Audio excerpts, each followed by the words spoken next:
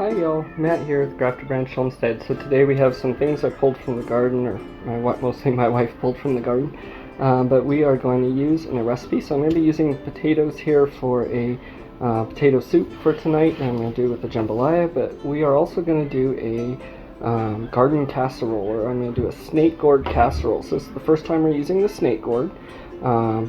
But from what I understand, you want to pull them when they're a little bit smaller. This might be too big, but we will find out.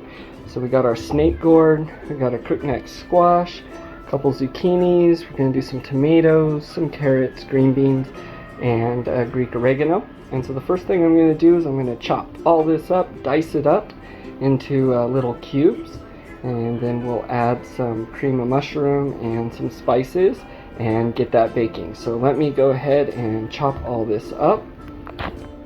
Okay, so we chopped up our crookneck squash, and I'm just going to let that soak for a few minutes in some water.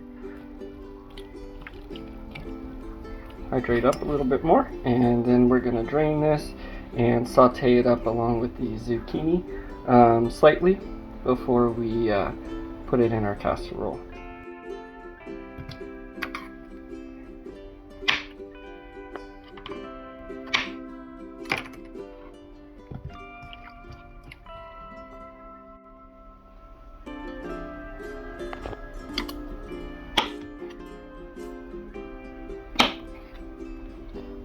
Any little pieces won't go to waste, even if I cut them a little big on accident there, because I'm holding the camera.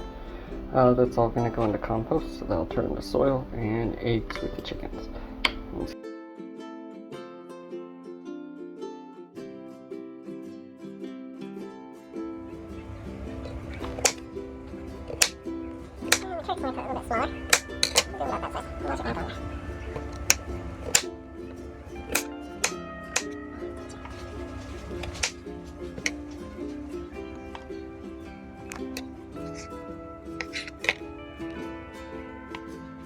Okay, and for this recipe, the snake gourd's big. We're going to use half the snake gourd, and we're going to start there. So I'm going to cut that in half.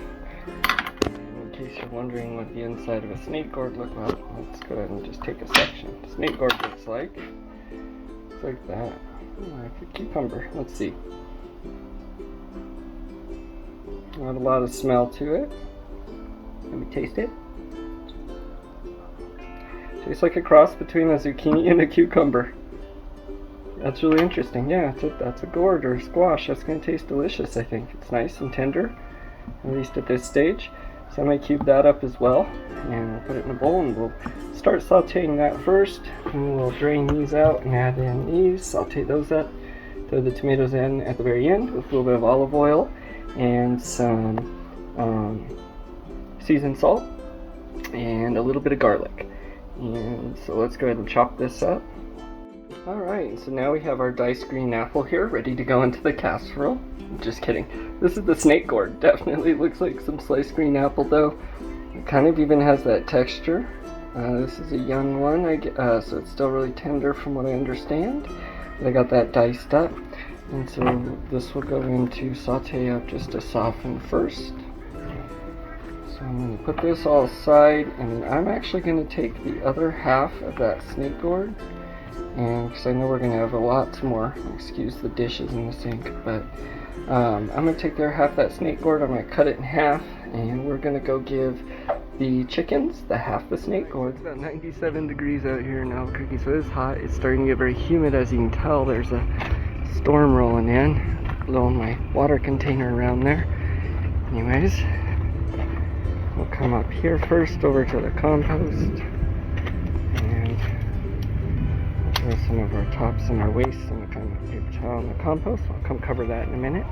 But I got the snake gourd here, and I've cut it in half. And I like to do this with cucumbers, and they absolutely love it. And I'll throw them in the freezer and freeze cucumbers like this and give it to the chickens. And in really hot days, they love that. But we'll go give this to the chickens there.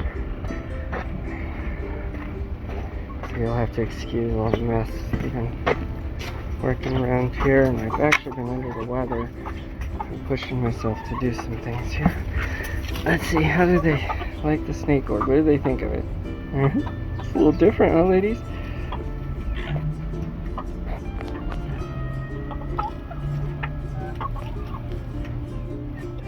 Okay, so I got my cast iron skillet here on hot, and I'm going to go ahead and add some olive oil there. I'll add quite a bit. There we go. Let that heat up. And while we do that, I'm also going to go ahead and set the oven to 425. And I'll let that start heating up. So as soon as this gets going, we will put the vegetables in. Let me grab the spices we're going to use. Alright, so these are spices we're going to use. We're going to use a little bit of Lowry seasoned salt.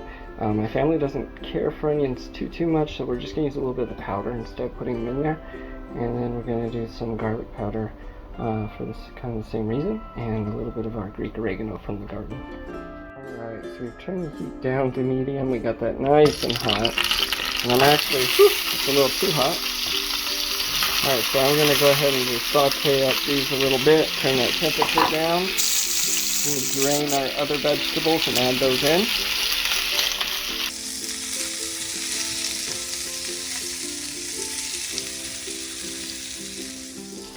Okay, so we've been sauteing the snake gourds on the medium heat for about 4 or 5 minutes here. They're softening up and they smell wonderful. We're going to add in our well-drained other vegetables here.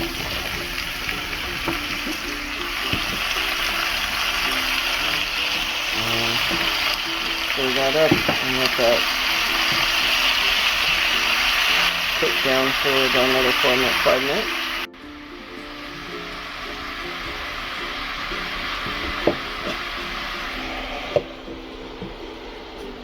Okay, so it's actually been about 8 minutes here. I let it cook down a little bit more, truth be told, because I had to run outside and stick some things in the shed before the storm came.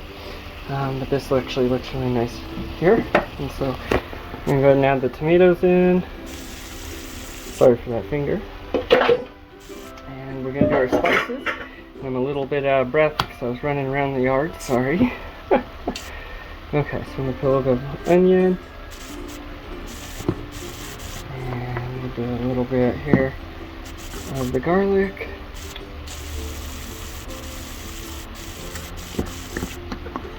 And normally I'd probably put this in a bowl and pour it on here, but one-handed. A little bit of seasoned salt and a bit of our oregano.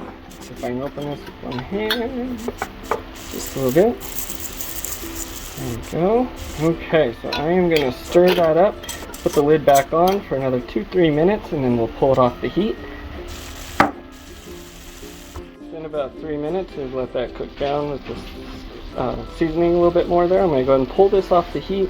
We'll drain a little bit of the juice out, and I'm going to put it in our bowl. We'll add some cream of mushroom, some Parmesan, mozzarella, cheese blends into the bowl, and mix that up. Alright, I don't know if you can hear that storm, but in the desert that is welcoming. So, oh man, if you could smell, that smells absolutely wonderful. Got our vegetables poured aside. We're going to put in a can of cream of mushroom.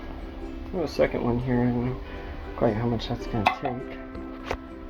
We'll mix this in and see, yeah, it's going to take that second can for sure. So I'll put that in, and then we'll put some cheese in as well. Actually, I might drain this with some water a little bit more before we get going. Put that second can in, and our oven is now at temp. It's at 425 there. Mix this up real good. It's kind of almost like a green bean casserole. And actually, if I have some of those crispy onions, we might go ahead and add those to the top. I think as well. So I got some mozzarella cheese here. A bunch of that in.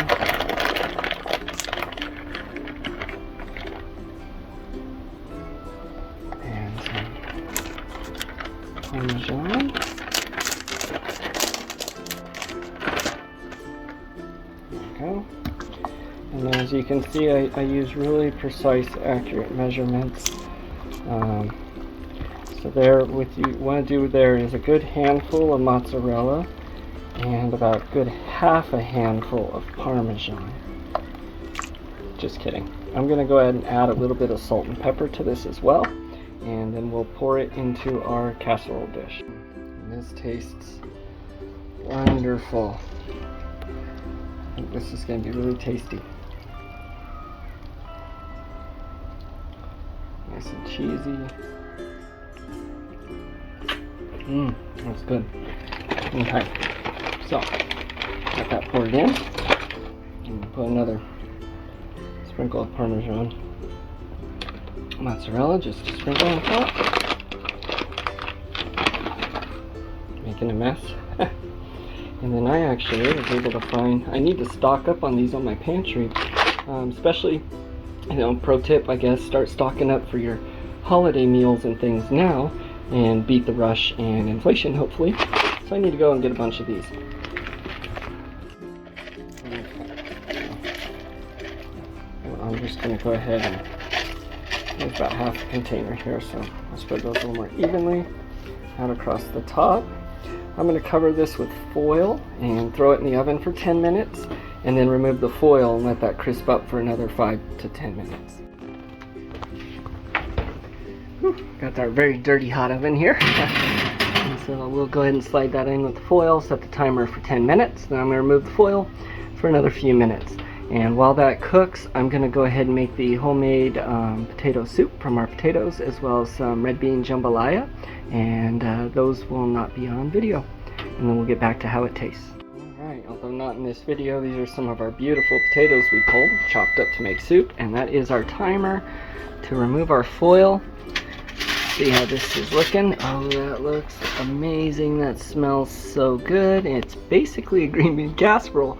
It's our garden vegetable casserole, all from our garden, organically grown, featuring the snake gourd, and then of course with, some spices, some cream of mushroom, and crispy onions.